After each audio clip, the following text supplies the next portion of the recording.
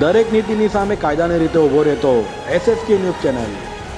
સુરત નવી સિવિલમાં દાખલ દર્દીઓનો ઘસારો જોવા મળી રહ્યો છે। ખરેખર હાલમાં હોસ્પિટલની પરિસ્થિતિ એવી છે કે વોર્ડની બહાર બેડ મૂકીને દર્દીઓને સારવાર આપવાની નોબત આવી પડી છે। વરસાદ વચ્ચે તડકો આવતા ડેન્ગ્યુના કેસોમાં ધરખમ વધારો જોવા મળી રહ્યો છે। સૂત્રોએ જણાવ્યું હતું કે હાલમાં હોસ્પિટલમાં દાખલ 10માંથી 3 દર્દી ડેન્ગ્યુના છે। સુરત શહેરમાં મચ્છરોનો ઉપદ્રવ ઝડપથી વધી રહ્યો છે। ખરેખર ડેન્ગ્યુ માટે આ સૌથી અનુકૂળ મોસમ છે। તબીબોનું કહેવું છે કે વરસાદ વચ્ચેનો તડકો એ ડેન્ગ્યુના પ્રજનન માટે શ્રેષ્ઠ સમય છે। ભરેલા પાણીમાં તડકો જેમ પડે છે તેમ મચ્છરના લાવા ઝડપથી વધે છે અને ટૂંક સમયમાં મચ્છરોમાં વિકાસ પામે છે।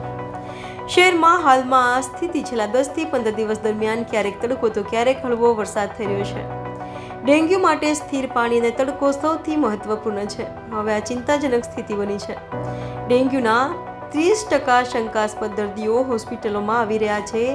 દાખલ દર્દીઓની પણ આવી જ હાલત છે। વોર્ડમાં દાખલ 10 દર્દીઓમાંથી 3 ડેન્ગ્યુના દર્દીઓ છે અથવા તેવા લક્ષણો સાથે છે।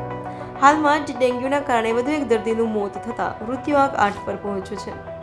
ડેન્ગ્યુના વધતા જતા કેસોને જોતા તંત્ર આ બાબતને ગંભીરતાથી લઈને તાકીદે ધોરણે કામગીરી કરવી જોઈએ।